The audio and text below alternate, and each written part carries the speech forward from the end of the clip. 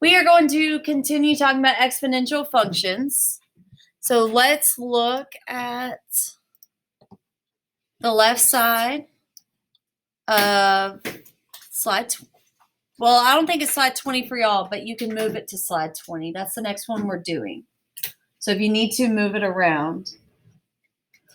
So an exponential function has the form f of x equals a times b of x.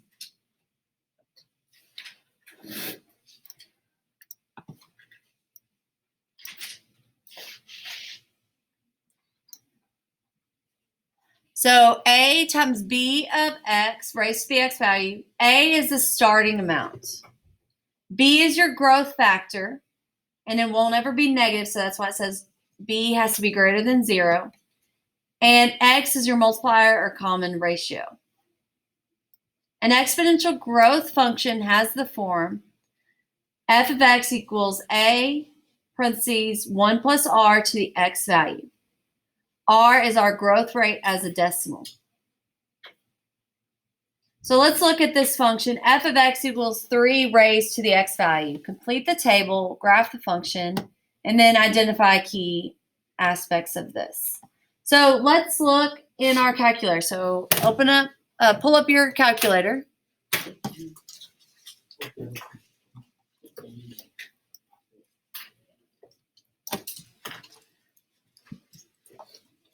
And we need to put this function in.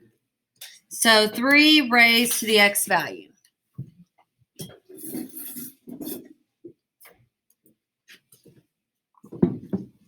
Now hit graph.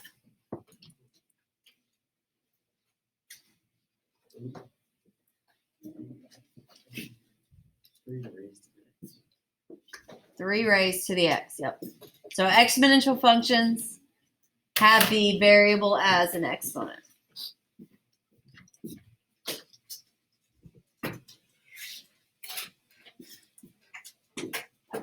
So let's complete the table. So go ahead and go to the table. And I want to go to -2.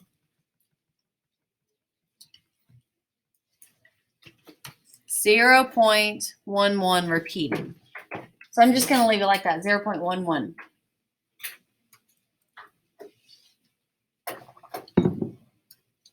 -1, 0.33.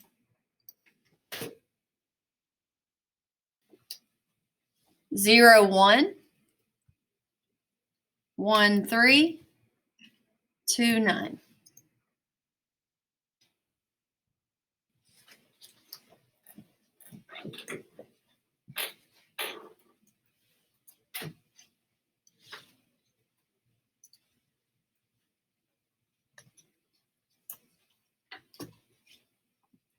So this was 3 raised to the x. So there's no number in front. Anytime there's not a number in front, that still means that there's a 1 there. 1 times something, it's still itself. So 1 is our starting amount. So 0, 1 is our starting amount. And then 3 is our rate. So going in order on our x's, we multiply times 3. So 0.11 times 3, 0.33. 0.33 times 3 is 1. 1 times 3 is 3. 3 times 3 is 9. So 3 is our rate. Identify the y-intercept. 0, 1. That is our y-intercept.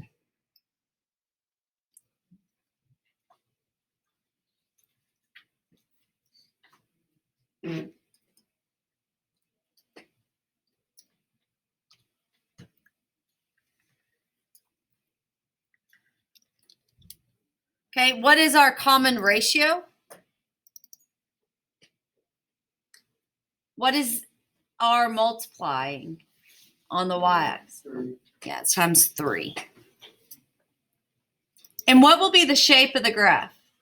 Back at the graph. It's called exponential growth.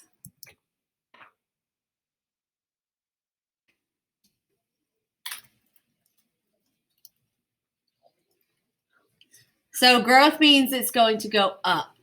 So it's exponential growth. So now we need to plot the points. So we need to make some points. We're going to graph it. I want to make a shape, 0, so, or a dot, circle. 0, 1 is right here, and I'm going to change the color to red.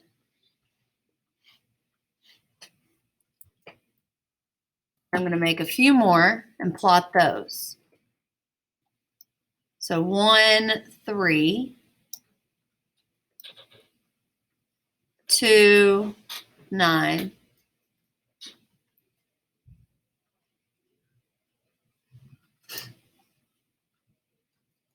And then negative 1.3. It's hard to do. And then 0.1. Something like that. Now get your scribble tool and draw your exponential function. Oh, I need to make that a different color so we can actually see it. We'll do it green or pink. Make it a little thicker.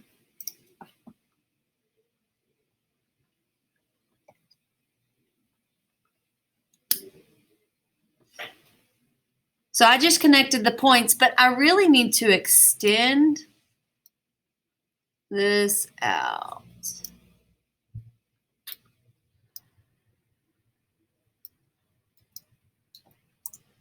And try again.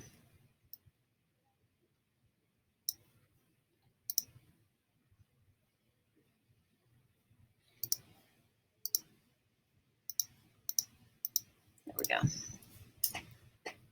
See if you can make yours look similar to mine.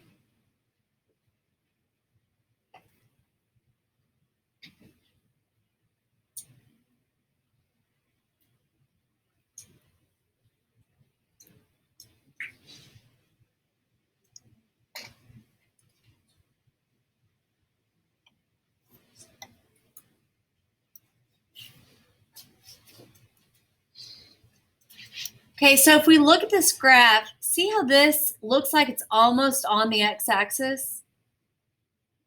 But will it ever go past it? You think so? Let's zoom out. Zoom out.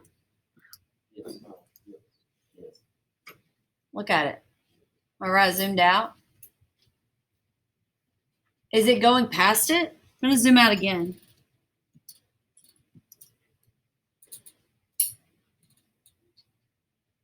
It looks like it's right on top of it, but it never actually goes past it.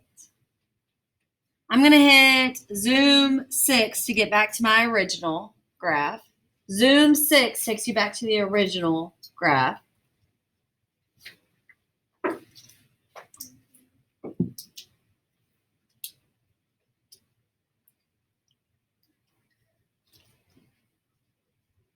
If we look at the table, let's see, do the y values ever equal 0?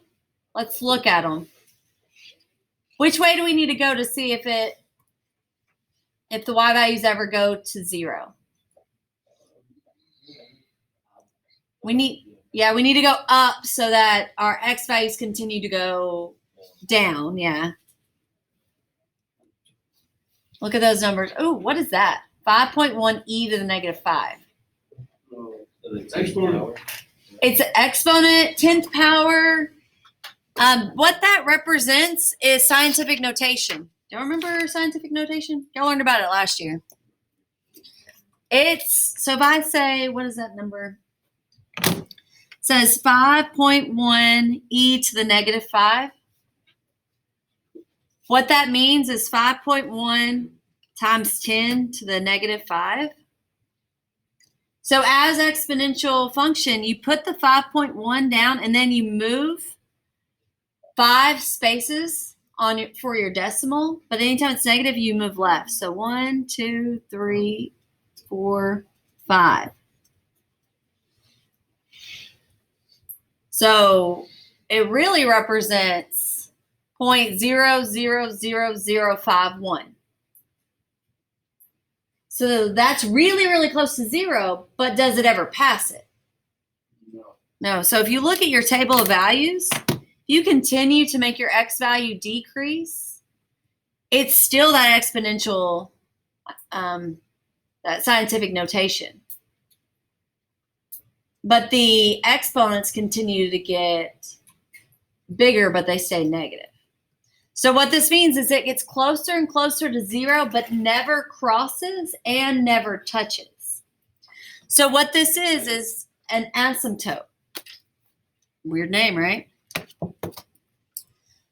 So if we look at our vocabulary from this unit, we have asymptote on our vocabulary. A line that is approached or may not be crossed.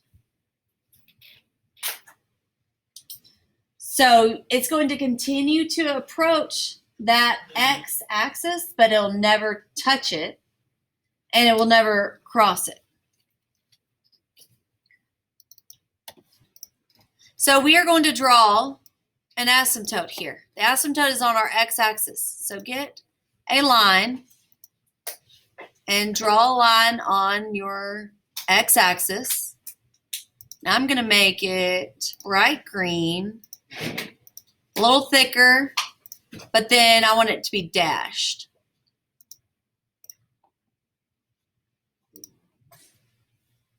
So see this dotted line right here? I wonder if yellow would be easier to pick up.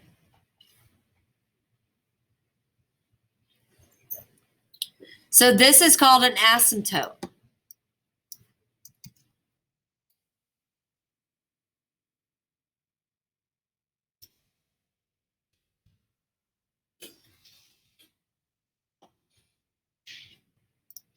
Asymptote at x-axis.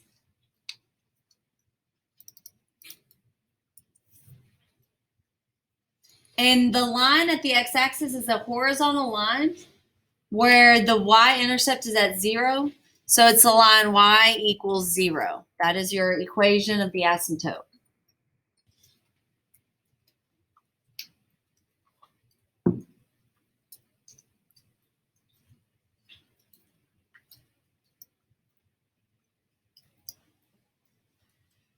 So this function that's in pink with the red dots never crosses that asymptote. It gets closer and closer and closer. It approaches it, but never actually crosses it.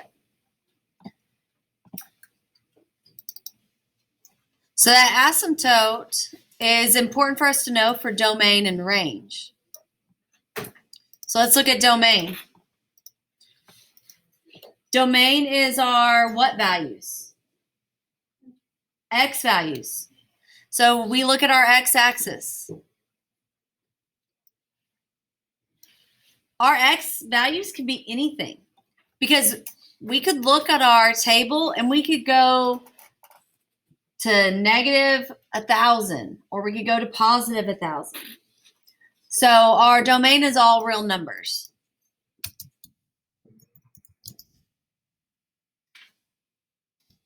Or we can write it as negative infinity to positive infinity. Negative, insert symbol, special character. I want the infinity sign.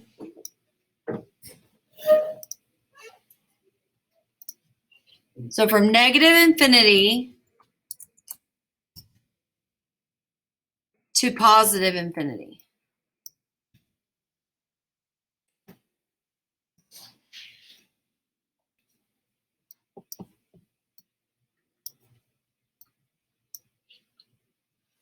So x can be any value.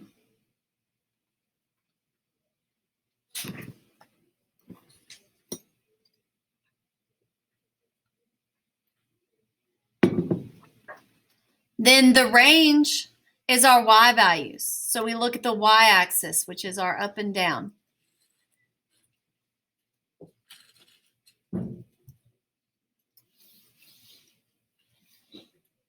I'll pause it a minute so y'all can finish typing that in. Okay, so hopefully you have domain down. So range is our y-axis, so how far up and how far down. But the asymptote stops the function from going past 0. So that means all our y values are greater than 0. So that's what we were at. Y is greater than 0.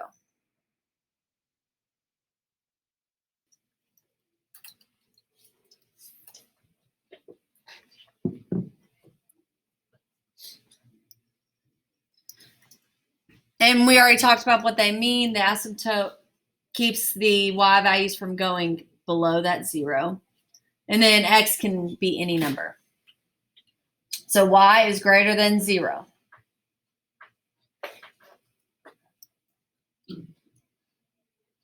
Okay, let's go to the next slide. Identify the initial value, the growth factor, and the growth rate for the given function. So what is the initial value?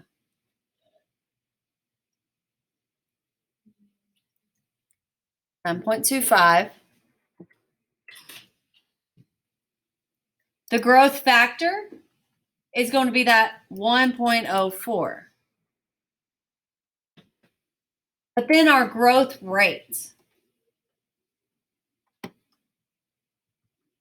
So how much is it actually growing by? X. X is our exponent. So we really haven't learned this yet. So we're going to pause this and go to slide 21 and 22. I'm going to pass that out. Then we'll come back to this for conclusions on that. So let's look at the percent graphs. We have percent graph 1. I want you to go ahead and do this. It says match each graph with a scenario and a function value. So remember one thing, and that is the, let me make this over here. F of x equals a times b to the x. A represents your start, how much you start with. B represents your rate.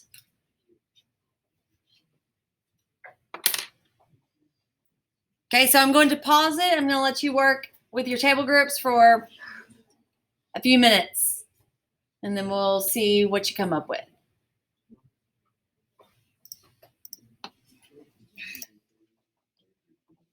So let's look at these. Okay, the 1 through 4 are the scenarios. So this says you put 600 in the account, 5% interest. You put 600 in the account, 3% interest. You put 1,000, 5% interest. 1,000, you put 3% interest. So if you look at this graph, we're given no numbers. And it would be hard to graph because in our calculator, because these numbers are so high, you'd have to change your window. So that makes it a little bit more tricky. But what could you do by looking at this graph? Think about context clues, right? What do you think this number would be since it's lower? 600. So then what is this number right here? 1,000. So that's our initial value. That's what you start with. So we have two that are at 600. One's at a 3% interest. The other one's at a 5% and one's at 3%. So which one would increase faster? 5%. So this is faster than this one. So then what does that mean this one is? Larger, going faster. So this would be C. Okay, the next one is also at 600, but this is a 3%. So this one's slower than the other one. So still at the 600, but this goes slower. So it'd be D.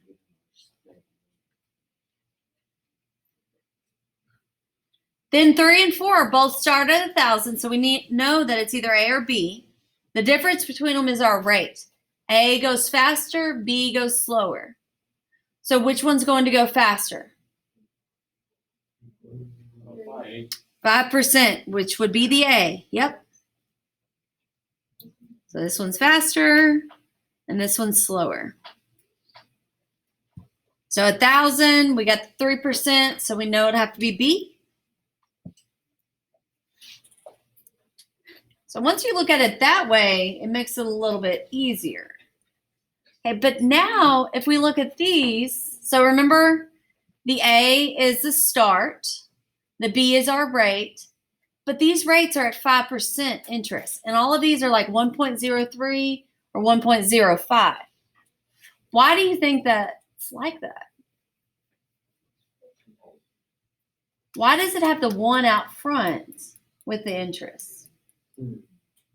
Because are you going to keep what you started with, and then in addition to, you're going to do the 3 or 5%?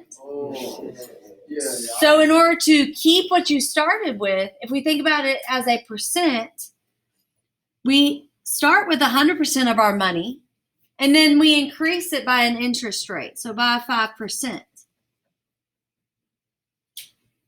So that's 105%. And then you can change it to a decimal by moving your decimal over 2 spaces, and this becomes 1.05.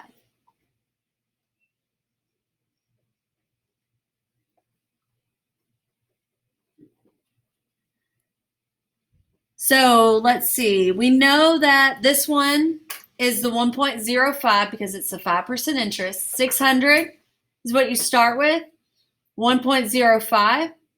So this is C, and C also goes with 600, 1.05.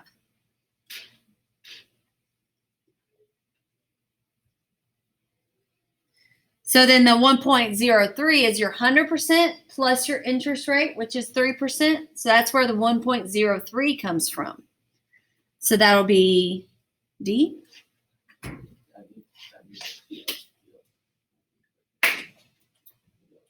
And then we have 1,000 and then 1.03. So it starts at 1,000. It goes a little slower rate. So that'd be B. And then 1,000 and then the higher rate, 1.05 is A.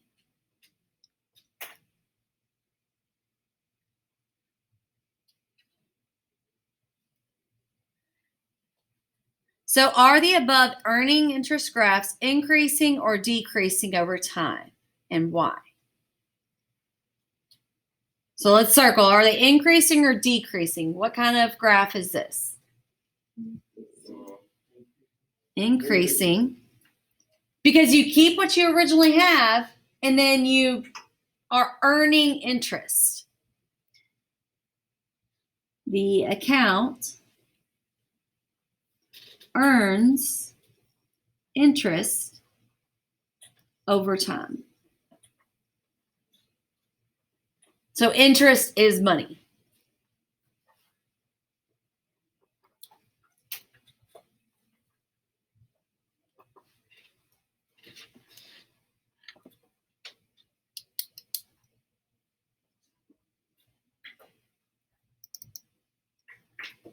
So if we look back over here on slide 20, what is the growth rate? What kind of interest would it be? If our growth factor is 1.04, what is our growth rate? 4%. 4%, exactly. Let's go ahead and put 4% on there.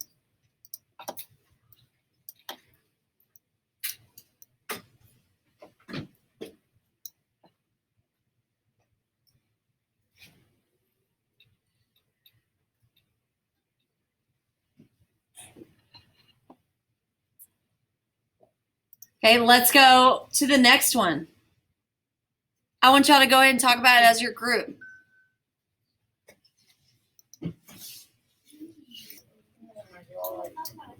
Okay, let's look at those percent graphs. What do you notice about each one of these?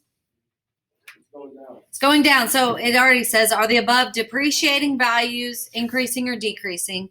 So we know they're decreasing. To depreciate, that means the value is going down.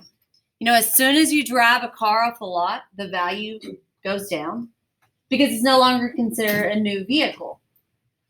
Even if you just drive it and only put 1,000 miles on it or less, it's still considered used.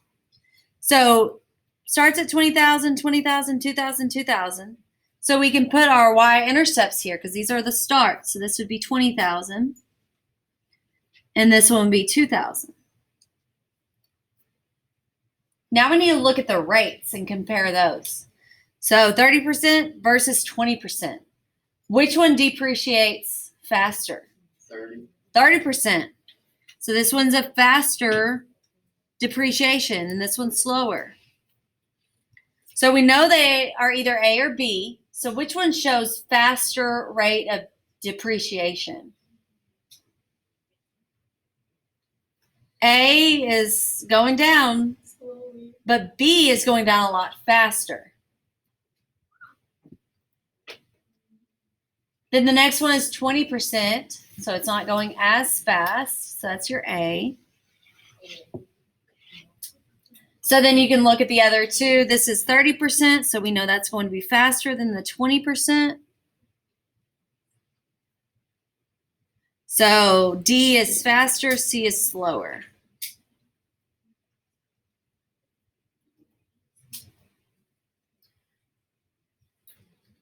Okay, then look at your equation. So we can tell that this one's 20,000, this is 20,000. They start at, so this is A or B.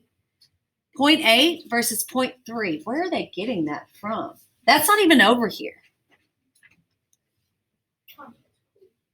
Okay, context clues. So this is 0.8. How does that relate to either 30% or a 20% depreciation? Think about the car value when you first buy it is 100% of the value, right? As it depreciates, what happens to the car's value? Does it go up, like increase, or does it go down? So if it was 20,000, it goes down. It's now at 18,000. So it's less than 100% of the value. So you actually take the 100% and you subtract the 30%. That's our depreciation. So that would equal 70%. That's where the 0.7 comes from, or the 0.8 comes from. Because it's going down, it's a subtraction, rather than earning interest, which is in addition to, you're adding that percent. So then 20,000 times 0.8, which one would this be? It'd be A, because it's not going down as fast, versus the 70% here, which would be the B. Then 20,000, 80% is a little slower than the 70%, which is faster.